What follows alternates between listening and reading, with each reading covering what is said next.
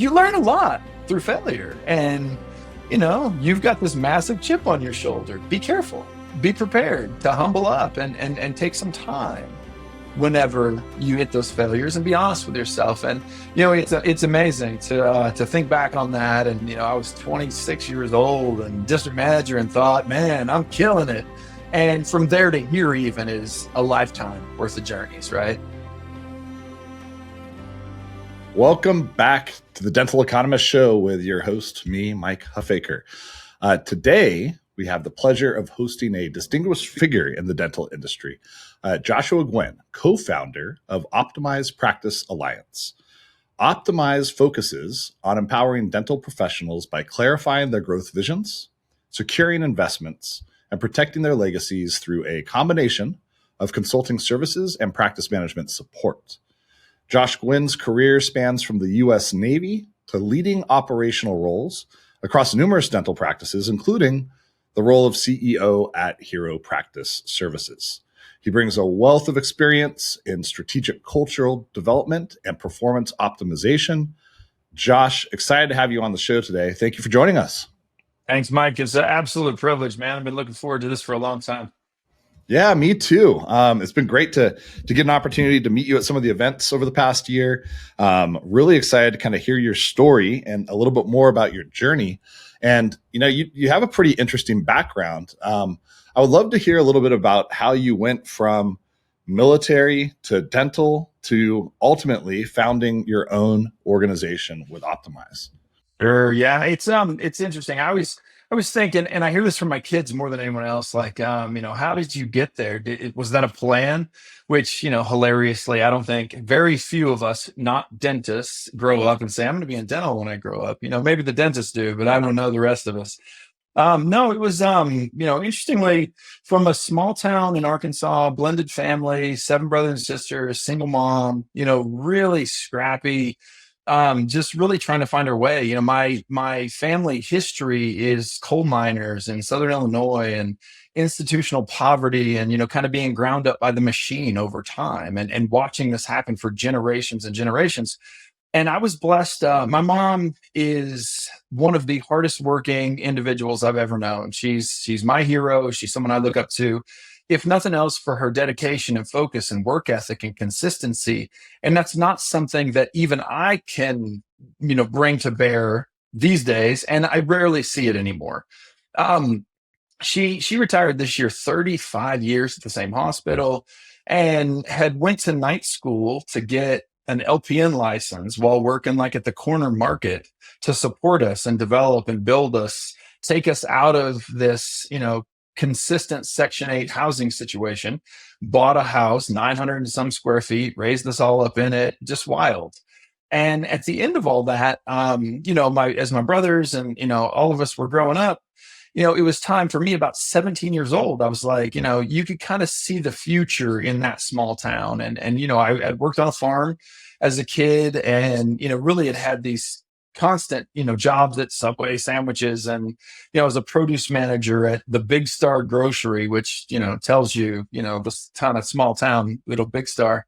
But, coming out of there, it was like 17. I'm like, the future here is, it's sad. It's not going to be a win. So what do I do, and this is just the state of the world in that situation, you join the military. At the time, college wasn't a great option for me. And it was, so I joined the U.S. Navy.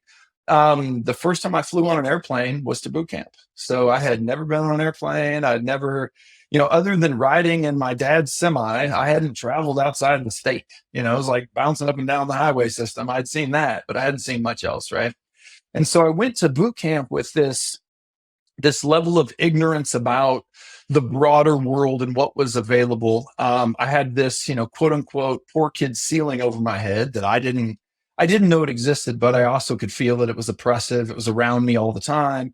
Those who this resonates with, you'll know what I mean. I mean, when you come from those places, the world is not your oyster. It's a very closed off space, right? So I go to boot camp, go through 6 years in the U.S. Navy. And in those 6 years, realized that I had a voice and most people were not willing to work as hard as I was, period. And that was a revelation. Once you see that, and you realize you can weaponize your work ethic and want to, and, kind of need to succeed. It changes everything. So I spent those 6 years, on US Navy warships, reading and learning, developing leadership skills. I was, privileged to go to the US Navy Leadership Academy and, read my first self-help books, the Seven Arrow Theater, or the Seven Habits of Highly Successful People, or, just constantly, and started to feed kind of that, that inner want to with that sort of thing. So that was the first 6 years. And the first time I realized that there was potential for me to lead at a high level. By 19 years old, I was leading a group of 30 men. By 23, when I got out, I was leading about 60 and had won a couple naval achievement medals and really done some special things. So that was the beginning of the beginning. Spent like 3 years in the music business, retail, and this was during the Napster days. So Napster wiped our company from 350 locations to 30 in my 2 years there. That was fun, watching the whole thing crumble under its own weight. Which company was that? It was called Value Music Concepts. We had four Okay. retail street brands, and we were mall-based music stores. And again, we went from 350 roughly to like 30 in 2 years. It was a bloodbath. And again, there's a lot of learning that goes into closing down locations and, terminating people's employment and, having to develop a plan for the future. And then I was chosen to go into a managerial training program for a company at the time they had 65 eyeglass optical locations. And so I started as a vision tech, making like $9 an hour. And within a year, I was the national trainer for all 65 locations, was running multi-units. And then we got purchased by a company called National Vision that owns America's Best. They own about 300 Walmart locations, all the military base opticals. All in all, now they're traded on the exchange as EYE. They have 1,800 locations. At the time, we had like 450. But this was the first place I ever went that was structured culturally. They were so consistent. We opened up, 35 de novos in a year. And it was really an interesting learning on institutionalizing and then scaling cultural development. Did that for 4 years, and then I got pulled into Great Expressions to take over 65 locations in Great Expressions as a regional. Then Internet Service Corp. I ended up running all of operations for Internet, about 202 locations. And then Hero came calling and they needed a CEO. They were in really dire straits at the time, and it was a full turnaround rebuild, moved me to Denver. And that was probably the best, most fun I had in my whole career. I mean, it was a wild build. It was, insane to grow as fast as we did in about 2.5 years, and then have COVID come in and wipe everything out a bit. And then because it was highly, highly Medicaid and government payer focused, the recovery was extended compared to traditional dentistry pretty dramatically. So from that point on, I met my partner, Dr. Jack B. Ramian. Dr. Jack owns 6 high performing clinics in the Los Angeles County area. And he was running the best privately held business I'd ever seen. Culturally, he had it locked in, systems, processes. He had tuned Medicaid to over 35% profitability. We purchased and built those into Hero. And then he and I decided we wanted to go and put together Optimize. Got it. That's a great story. And there's so much there that could be unpacked. That's a lot of action. So I'm curious if we take a step back to like your childhood and growing up, when you're in an environment like that, and you have that poor ceiling like you talk about, and you have this amazing example in your mother who you watch just giving everything that she has to make a better future for you all. Does it still feel unfair at that moment that like the fact that she's pouring so much in, yet it is still such a struggle? Like, does that cause any type of like resentment towards the system itself when you're just thinking like, this isn't how it should be? Yeah, I bet.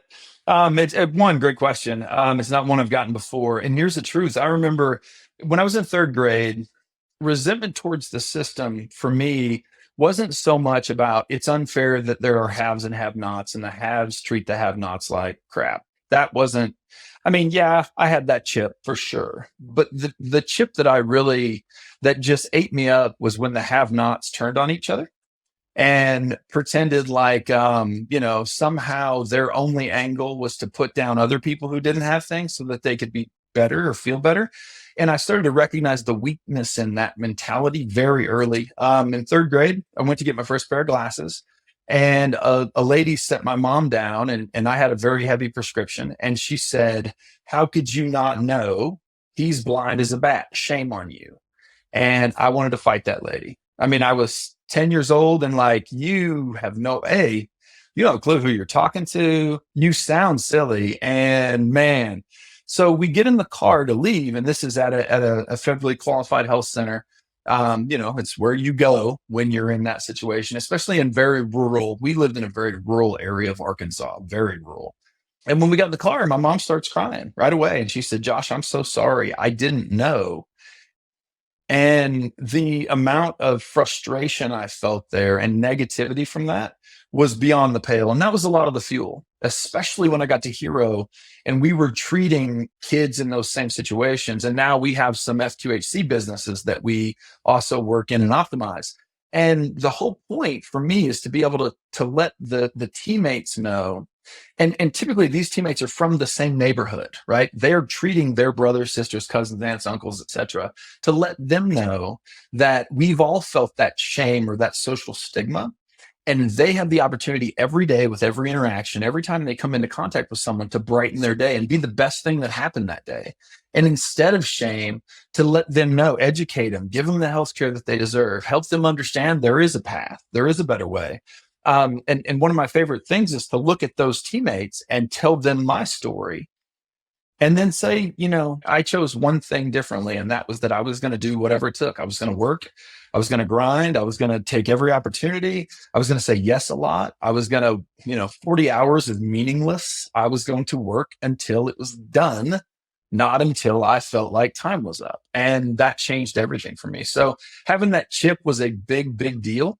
But then also having people around me, and there's good people all over the land. I mean, everywhere, who will give you an opportunity if you just step up and work for it. It's that simple. One of the best pieces of advice I ever got was the easiest way to get someone to help you is to ask for it. But our pride holds us back. I mean, seriously, like very few people are like, no, our pride holds us down. And we're silly if we pretend like everyone doesn't already know. Like, we wear all of our emotions most of the time on our sleeves. Everyone sees us. The people who are bright enough to look, they're seeing us for who we are anyway. Man, just go get what you want. Stop all the subterfuge and nonsense and games and walls and everything. That was never beneficial for me. And I've done it. When I did, I always looked foolish. When I would just go after what I wanted and ask for help, I usually got it. Yeah. One more on the haves and have-nots. If you are in an environment where you're a have-not, is it harder to dream?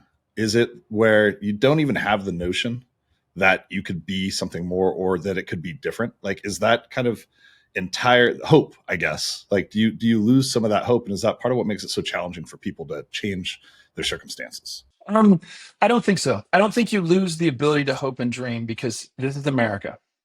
For me, I will tell you that the first person, and this is so wild, but the first person who made me believe that I could do anything was Michael Jordan. He was the very first person at that age. I was, in 1990, I was 11 years old.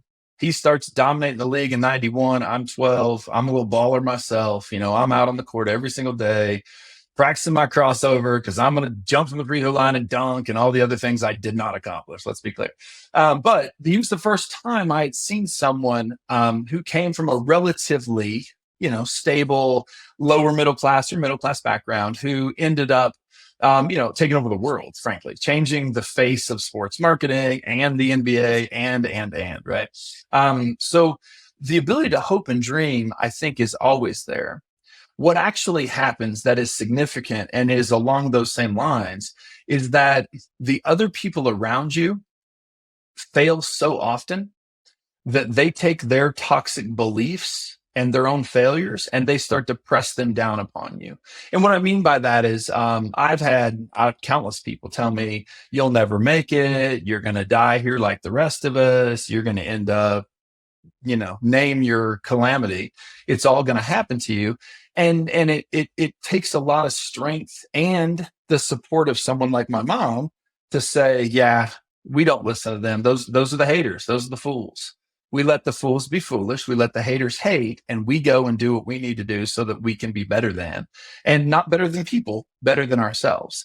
Steve's the one who taught me that the competition was 1v1 and I'm the only player. It's just me versus me. You either do it or you don't.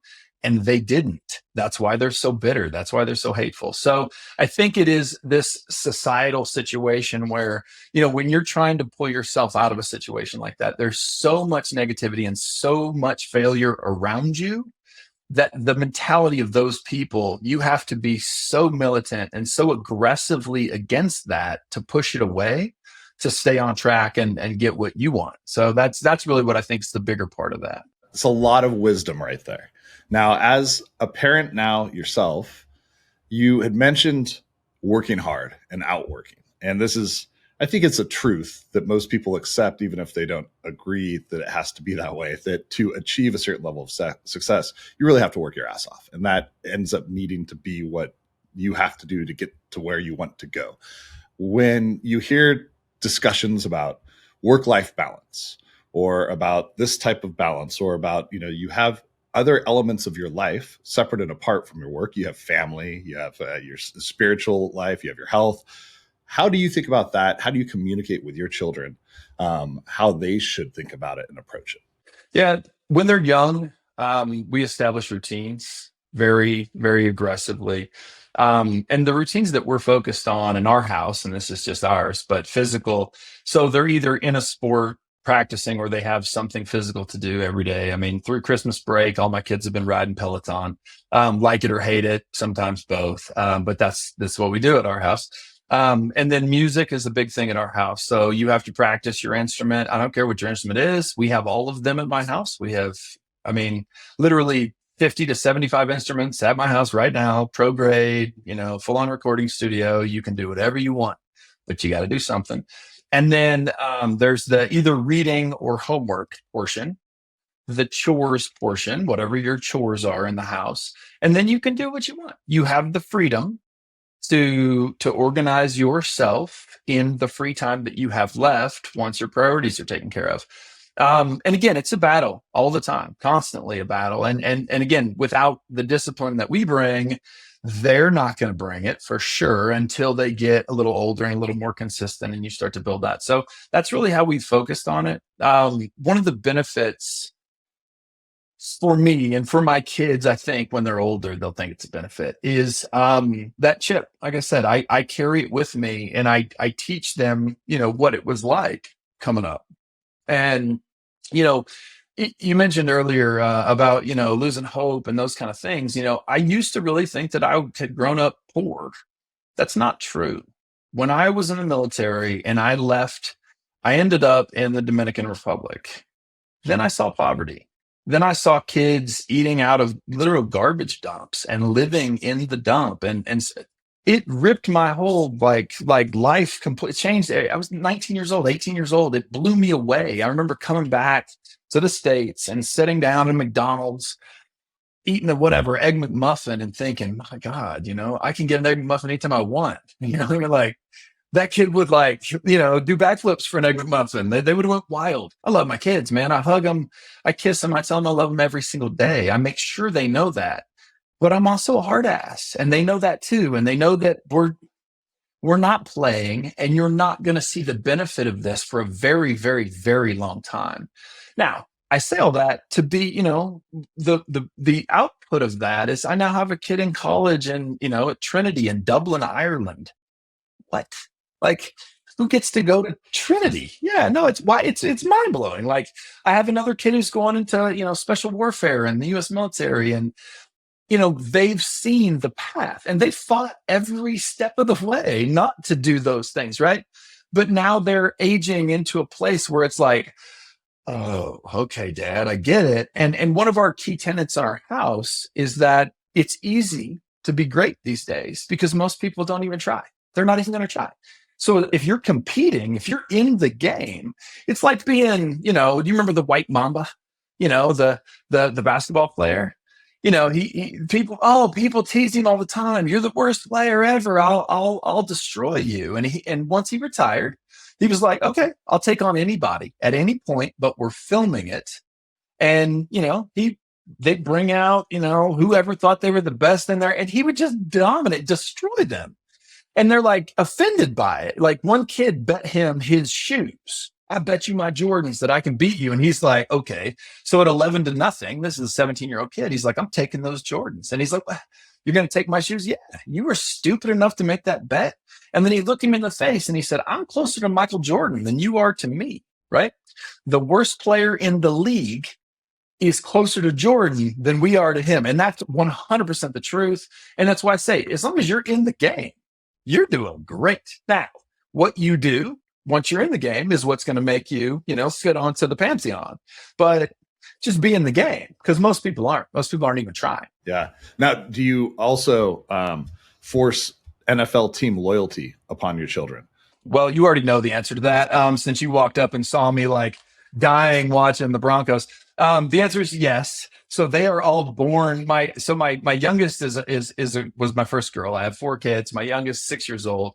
My daughter was she came out the womb with a Bronco cheerleader outfit on, and somebody said cheerleader outfit. And I'm like, you're right. She's getting a jersey. I don't even know what I was thinking. That was my bad. I'm forcing gender roles. I don't force gender roles. I do force team loyalty, though. Yeah. Now, all tried and true Bronco fans, as you know, this is a funny aside. We lived in 7 states in 13 years before we moved to Colorado. And Denver was always where we were going to go. And we were always going there so we could watch Bronco games. And that's not a joke, as silly as that seems. Once we came to our first Bronco game, we were like, this place is amazing. Why would we go anywhere else? This is the game. So we, that was the plan forever, and it worked out. So here we are. And then one more aside, what is your musical instrument of choice? Electric guitar. I mean, I can play guitar, bass, any kind of guitar, bass, drums, whatever you want, sing a little bit. But electric guitar, lead, classic rock, blues is kind of where I live. But my 22-year-old is a heavy metal like machine. So I've had to learn, a lot of Avenged Sevenfold and System of a Down. And I mean, we all, I already knew Metallica, but I consider them classic rock, right? That's in my genre.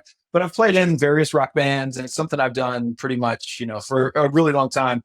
And it's such a different headspace than Excel and PowerPoint and this that I love it. It absolutely, I can zone out in a whole nother world. And there's nothing like being on stage, even in front of 20 drunks at a cowboy bar, and having them like freak out over a guitar solo. I'm like, yeah, I did that. It's probably like meditation in a sense. It's like it's a form of disconnect. Absolutely. Have you ever riffed with Ray Caruso? Maybe we should set something up at like the next Dicamond. Hilariously, we talk about it constantly. I have not, but he lives 15 minutes from me. And we talk about it every time. He's like, do you want to be my guitar player? Yes, totally. But we've never made it happen. But Ray's a good friend, great guy. I've seen his band multiple times. Really, really fun dude for sure. Yeah, big fan. All right. So some business conversation at Optimize, and just, I've done some reading of different things that, you've read or written, and culture is a key cornerstone component from your perspective to practices being successful or business being successful in general. So maybe just at a high level, because there's I love culture. It's probably one of my favorite topics of discussion. I don't think that there are good businesses really with bad culture. I think it's really hard to be a good business with a bad culture. But what is your definition, and why do you believe that culture is such a superpower for successful businesses? Sure. Yeah. I mean, definition, who you are and what you believe, how you behave, that's culture. I mean, and it is down to the daily how we behave. I've seen so many leaders who say, they give you this beautiful, vibrant, flowery culture speech. And, in the worst cases, they're, cursing and throwing things at their employees and acting insane. And you can't PR your way out of being an asshole. You just can't. Everyone knows it eventually. It all gets out there. I worked in a situation, that, I won't name, but this CEO taught me so much about what not to do as a leader that, I mean, I would have paid for the master class, but man, he was more than happy to be that guy, to throw things at the executive team, to scream. We once had him come into a room and yell at 30 leaders, and this is a 300 office DSO. And on that leadership team, we had 8 future CEOs. 8 of us went on to run DSOs. It was the craziest, most talented team that I've ever seen melted down in my whole, I mean, melt down. And the reason it melted down, things like this person walks into a room, throws, 1,000 sheets of paper in the air, they all go flying everywhere, and screams, "You MFers have lost me my bonus for the last time." And I giggled out loud. And I was like, I mean, you nailed it. Like, oh, that's interesting that you thought this was about your bonus. That's so telling, right? This has nothing to do with you, right? My kids do not eat off your bonus. So helping people understand that culture is not about what you say you are. It's about what you are. It's about doing some really hard things sometimes that aren't the best business decisions. Sometimes the cultural decision, if the business can support it, right? First start, you have to have a business, but if the business can support it, you might make a bad business decision because it proves you are who you say you are. And you don't have to do that every time. You do have to explain what you're thinking. You have to be a clear communicator. You have to be open. You have to be honest about what you're trying to accomplish. You have to make sure that the people around you are aligned.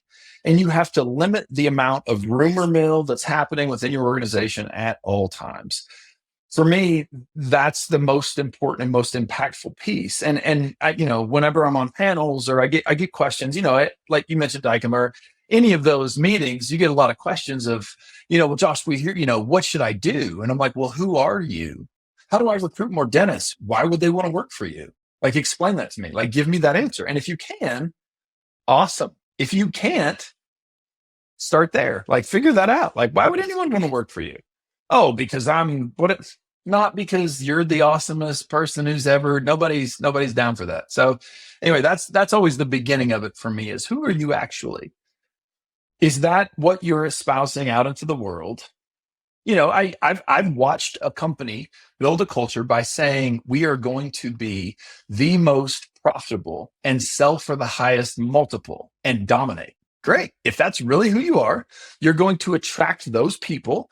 There are certain personality types that are going to come along with that. You're going to have to deal with some things that, but in every type of culture, on the other side of it at Hero, man, we had an amazing culture that we had developed by like literally teaching who the real boss is. And it damn sure ain't me or the doctors or anyone who works in that company.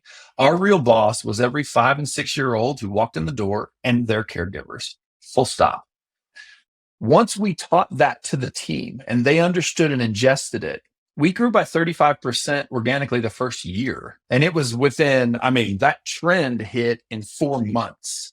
The minute they realized who the boss was and that I wasn't playing, I would say, I'm not your boss. I'm the guy who holds you accountable when you don't take care of the boss. Or I'm the guy who celebrates you and promotes you because you're so good at taking care of the boss. And they're like, does he mean it? Well, when I put on scrubs and I go in the office and I take out the trash and I flip rooms and I clean shit for you, you realize, oh my God, he totally means it. And wow, okay. So all I have to do is take care of that kid. That's all you got to do. Amazing. Company blew up at that point in a very positive way. So you see the effects of culture very quickly. I don't believe you can build a company that dominates without it. A telling part of that story at Hero, and the first thing I thought when you said, hey, the culture is taking care of the 5 and 6 year olds those are the bosses and their caregivers. But the first thing that popped in my head is, yeah, but you have to allow for that to happen. And so there can be this kind of like clash between the words or views that are coming out from a culture. And then it all of a sudden, the next time somebody gets chastised for maybe spending a little bit too much in the office to take care of that patient, then that starts to erode. Like, is that actually true? Are they the boss? Because, you just told me what I did was wrong, but I took care of them. Like, did you have instances where you almost had to like check yourself because it might not have seemed at the time to be like the most responsible use of company funds, or maybe somebody like issued a refund that you didn't agree with or something else. But if that's really the perspective that you take, you kind of really have to hold yourself back as a leadership team sometimes. 100% yes. 100% yes. And you actually nailed it. Your examples are spot on. One of the things that, that I was the most proud of in that team was rule number one: take care of the boss. If you did something in the vein of taking care of the boss, it can't be wrong. We might do it differently next time. It can't be wrong though. It's not wrong. There is no wrong.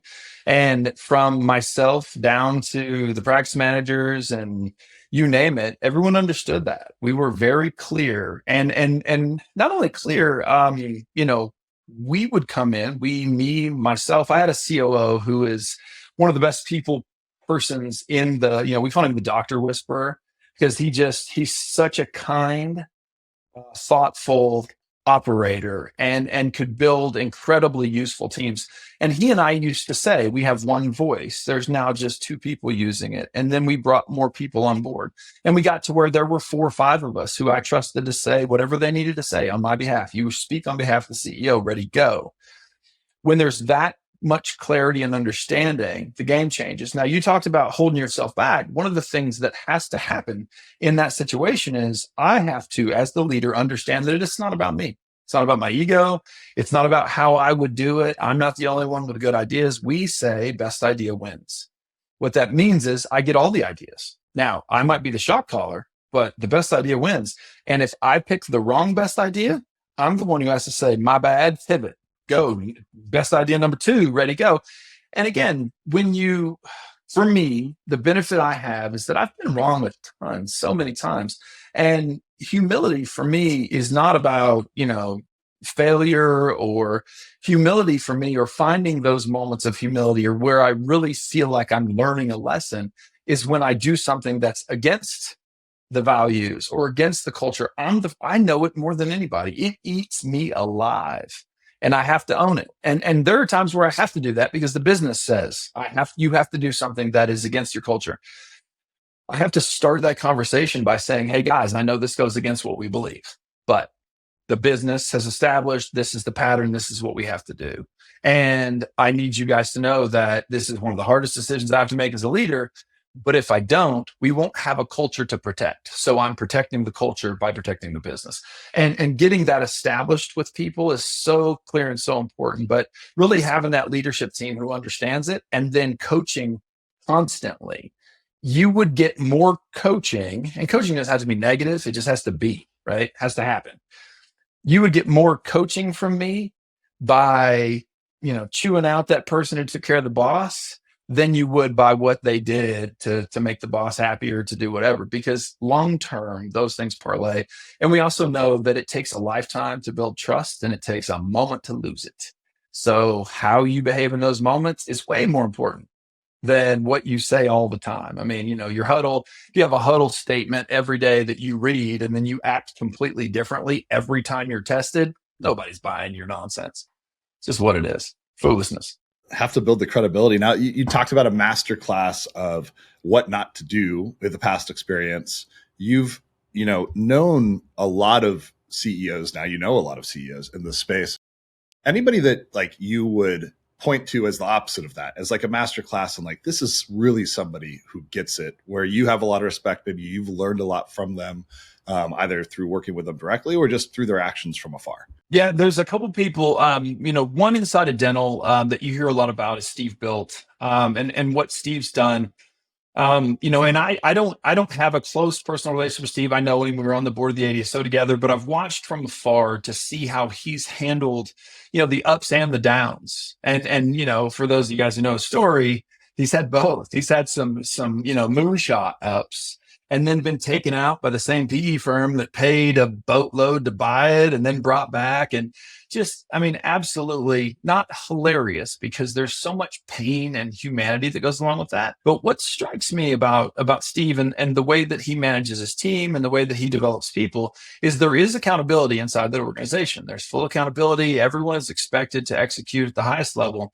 At the same time, he's very open and very humble about all the ups and downs. And to get on stage at the ADSO or Dykema and tell the story of being fired by the PE company and all those things, that's a challenge. And that is living through your authenticity and your values and who you really are. So in dentistry, I see him doing a good job. I see Brad Hughes doing a great job on social media, and I know some of his teammates. I know that he's doing really well. I don't know him that well either. Ray, I know very closely. And Ray has hired some of my former team from Hero, which I always tell him, like, if you get a chance, get as many as you can. They already get it. They already know, right? They're ready to go. I think he does a great job. And then off the radar, the president of a company called Specialty Smile Partners is my former COO, Mark Musso. And Mark, again, is an absolute wizard with people. He is so honest and brutal. And he is one of the few humans that makes such great connections that I've seen him look doctors in the eye and say, I'm very disappointed in your behavior. And they melt down and cry. And it's like, man, it's like having your dad tell you that he's disappointed because Mark puts so much into people. And I think he does an incredible job. And he's not on the radar. He's not out flexing and flossing all over the, internet or whatever. He's just steadily building a really excellent pediatric ortho company right now. So doing a great job, like explosive growth and sort of off the radar. So him, we're very, very close. I mean, I consider him a brother, and to have someone like that, on my team to learn from and be taught by him, as well as hopefully teach him a thing or two was a real huge blessing in my, career development. Now, outside of dentistry, there was a gentleman named Reed Foz at National Vision. So National Vision is a company I mentioned. They're now 1,800 eyeglass locations, America's Best, Eyeglass World. They're huge. Reed came into that company, and it's similar to Steve. He came into the company, and they had about 250 Walmart leases, and they were all coming due, and Walmart was kicking them out because they were doing a terrible job. So he came in, renegotiated that package, and was able to keep them for a couple of years while he went and bought America's Best and Eyeglass World. Eyeglass World is where I was at. We had 65 locations. By the time the Walmart leases came up, we had almost 600 stores, and he had completely bulletproofed the company if Walmart tapped out. The cool thing that he did was he was able to convince Walmart that and prove that he could make them more money by him running them. So they gave him more stores, which is, a boon. Anytime Walmart, you got them in your pocket, that's a win.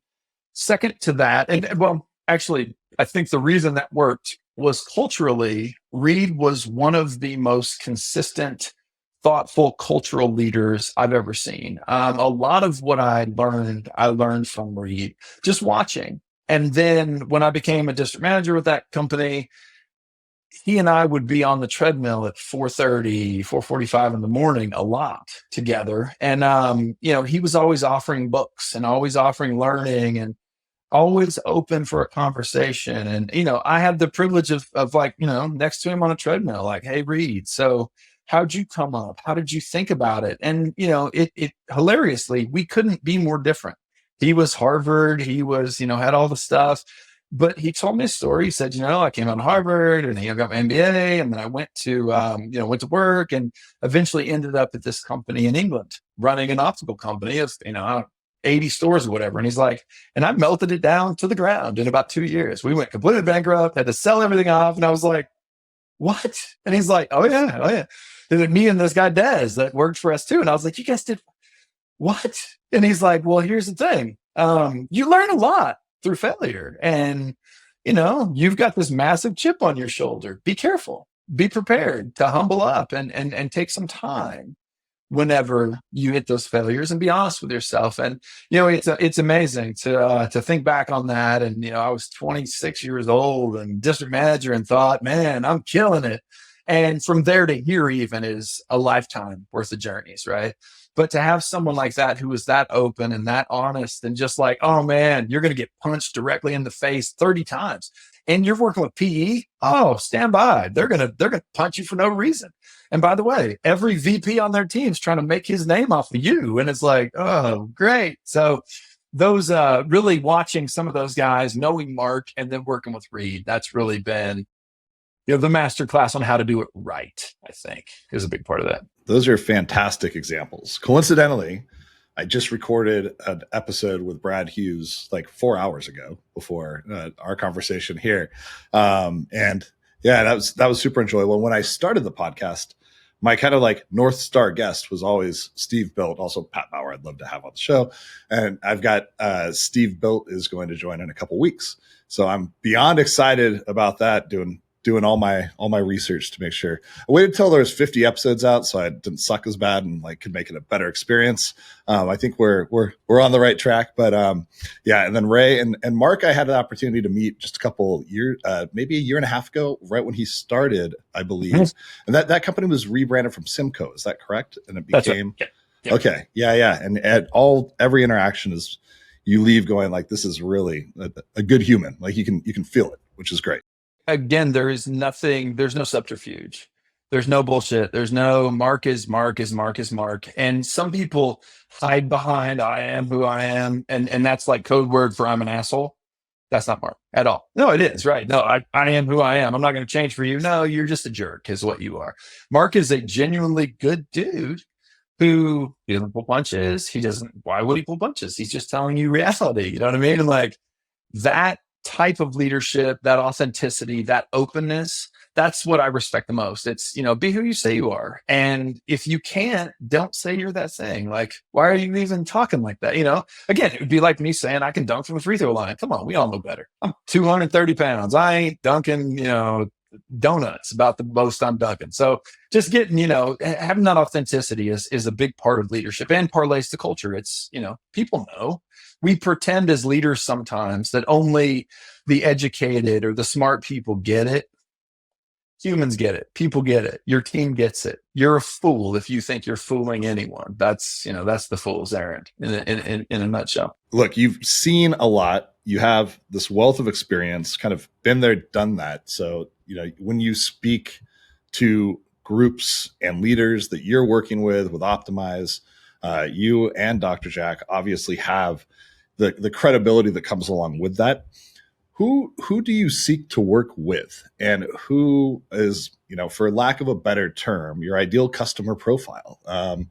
Somebody that is a great fit for what you do, and that where there was a mutual benefit that's received through the engagement. There's really a few constituencies that we focus on, and our business in the dental support portion of our business. And it's really provider support. We do work a little bit outside of dental too, but in the dental focus space, it's really entrepreneurial focused dentists who are trying to grow and develop their practices. So there is, we have a portion of our consulting clients who are single practice owners who are just struggling to get the systems in place to make that thing work. There is a small portion of that. And that's easy stuff for us. We've done this a lot. We can put those things in place pretty quickly. As long as you actually want to execute, you can have some tremendous growth. Where we really can be impactful is multi-unit, that kind of, people say emerging DSO class. That's the people who can really see some huge benefit and changes. One of our, favorite clients who's quickly becoming a business partners with us is a gentleman out of Virginia. When we met him, he had 9 locations. He's up to 11, I think, or 12 now. But within 6 months, we had grown that business from 10 to 15 million in top line revenue and added a couple million in EBITDA, which funded this next phase of growth. And it's through systematizing leadership and culture. So mission, vision, values, systematized leadership meetings, development, discipline, strategic planning. We live in a 90-day world. We prep every 90, we flip every quarter. Then we build out your action plans for the quarter and then have weekly touch base updates for the team to make sure that the team's executing along those lines.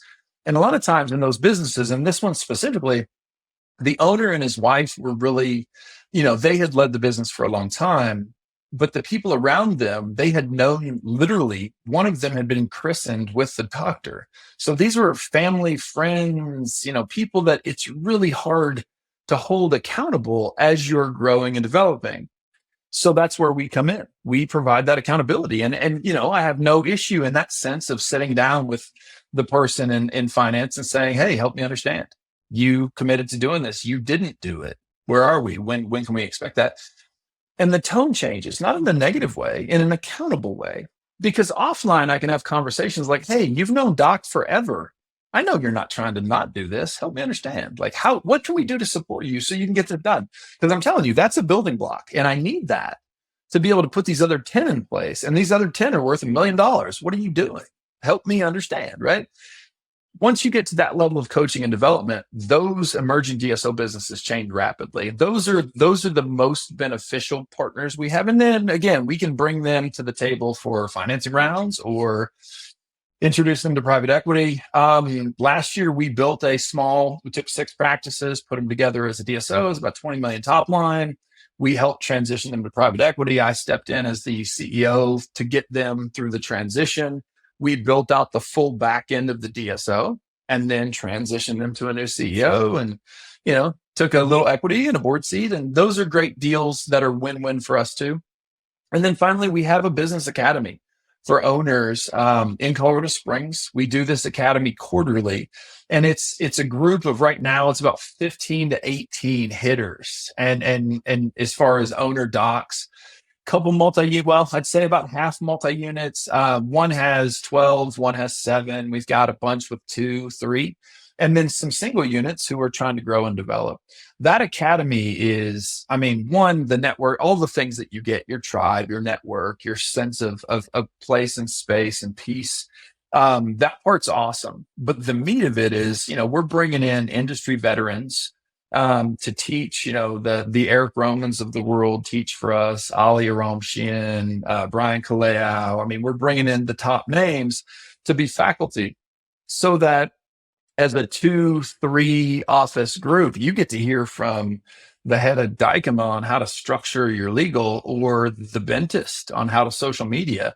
Those things don't exist. There's a lot of groups that are doing teaching and coaching. The way we're doing it, I think, is so differentiated right now that that's probably the most exciting thing we do. It's not the most profitable, but it's the most fun, man. Like getting those groups together, because again, there's 20 of us in a room. And you've got myself, you've got Dr. Jack, Mark comes and visits just to be there. And they're like, wait, he does what? Like, he runs 60 or 70 offices. It's fine. It's normal, guys. And they're like, who are you people? But as you get, and this, when you get in those rooms and it's good people generating ideas, things change. And you get like this momentum that comes off that academy is pretty special. Eric Nuss is leading the academy for us. He used to lead the Dental Business Institute for Henry Schein. So, we brought in the top talent we could find. And that's really the biggest benefit that our dental clients come away with is just this learning, this vision of what's real.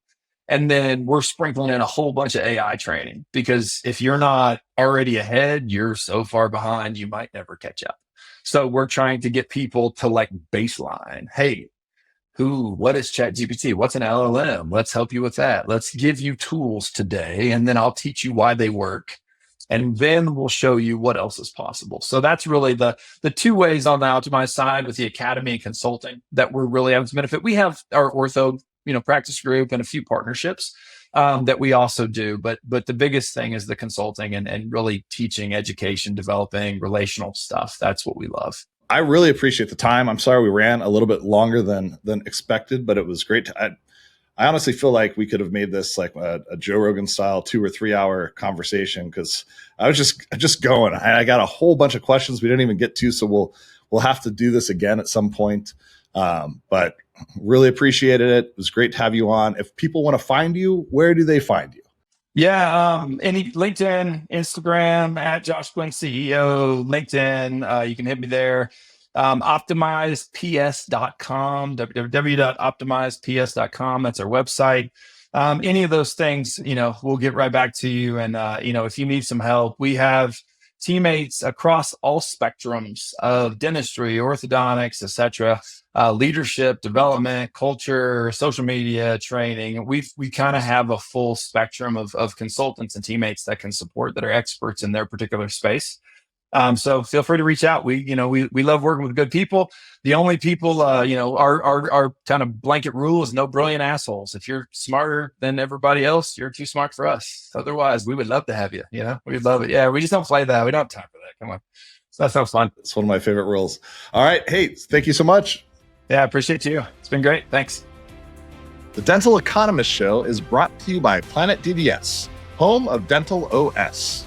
To find out more about how cloud-based dental software by Planet DDS helps unleash dentists and their staff to focus on patient care, visit www.planetdds.com. Stay tuned for upcoming episodes by following wherever you listen to podcasts. And thank you for listening.